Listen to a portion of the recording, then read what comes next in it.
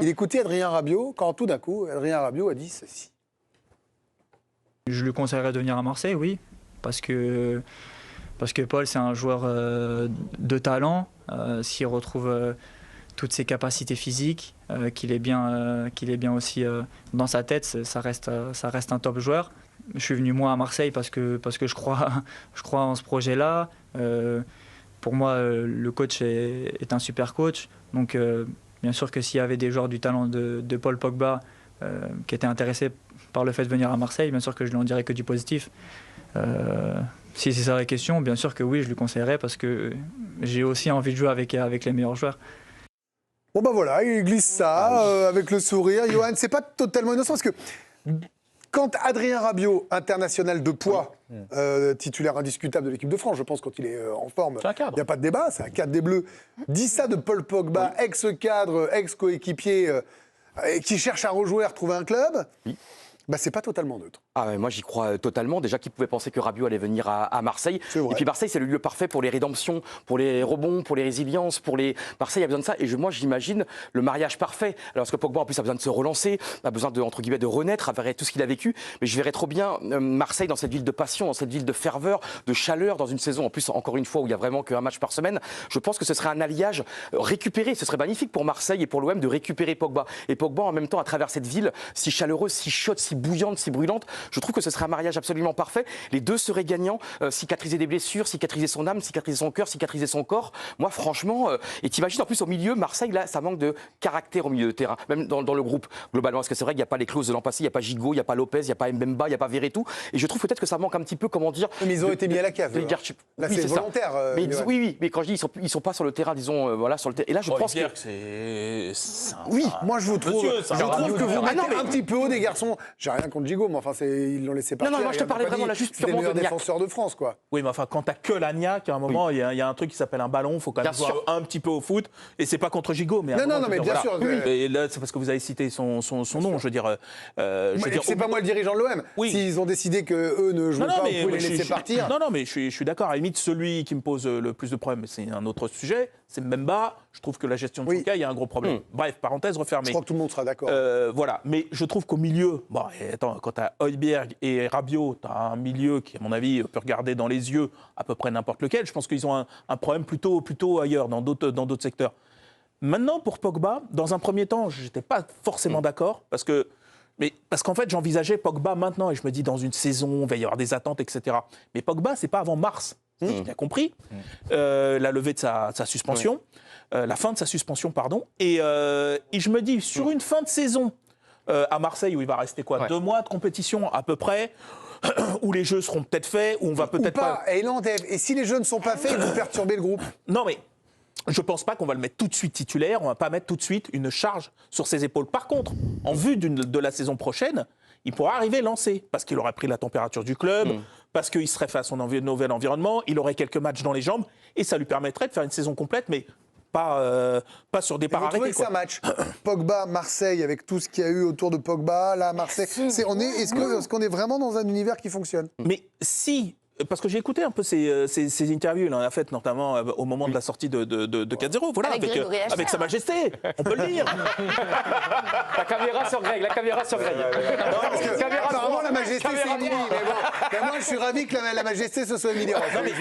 Moi, si j'ai bien écouté son interview... Non, mais après, moi, je l'avais trouvé, pour rebondir, je l'avais trouvé très épanoui, très serein, très sûr de lui, avec une vraie volonté de revenir. Exactement. Et je trouve, et je finis là-dessus, il a parlé aussi de prise de conscience par rapport à certaines choses. J'ai l'impression qu'il ne veut pas la même vie qu'il avait avant, où il y avait une sorte de Barnum quand même autour de lui. Est-ce que c'est que lui qui décide? C'est ça la question. Est-ce qu'il décide vraiment totalement de sa vie aujourd'hui? Peut-être plus. J'espère qu'il est capable de prendre son destin. On fait tourner la balle. Je vais vous voir, Émilie, parce que je sais que vous êtes en désaccord avec Dave Apadou. Mais elle est en désaccord, mais avant...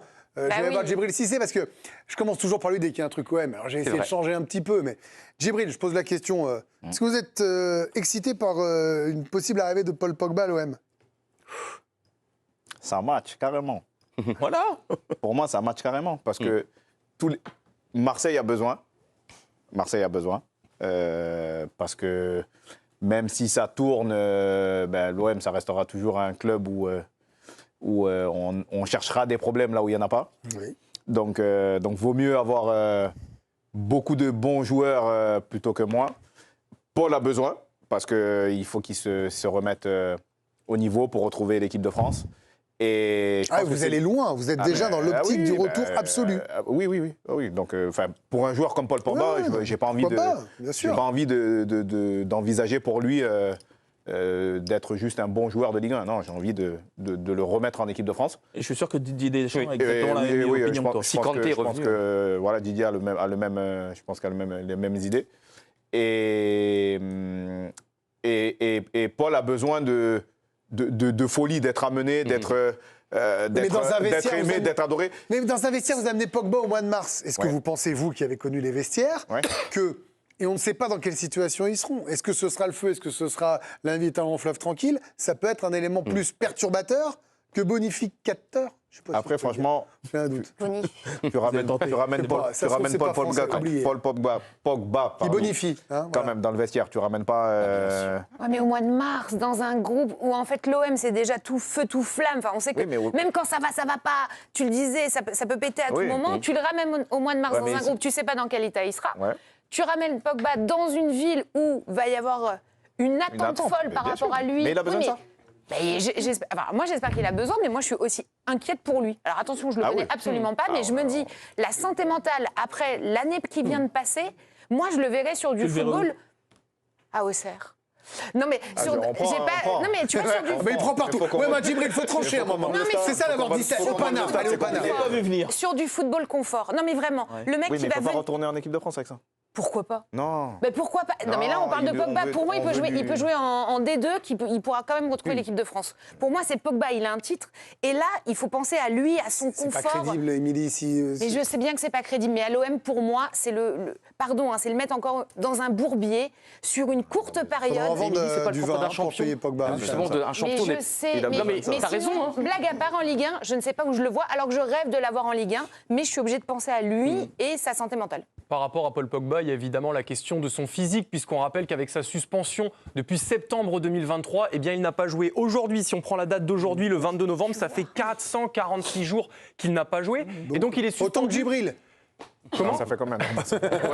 Mais donc il est suspendu 18 mois et ça ferait, on arriverait vers la mi-mars. Et à la mi-mars, par exemple, le week-end du 16-17 mars, le match de l'OM, eh bien, ça ferait 553 jours. Par contre, une petite chose qui pourrait être très sexy, le match de l'OM le week-end du 16-17 mars, c'est contre le PSG au Parc. L'histoire est là. Vous m'avez déjà fait le coup sur Rabiot, ça a été moyen sexy.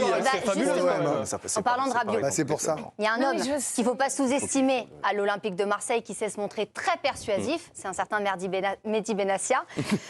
Pardonnez-moi, Mehdi Benassia, conseiller sportif de l'Olympique de Marseille. Eh bien, grâce à lui, un certain Adrien Rabiot est venu à Marseille. On écoute.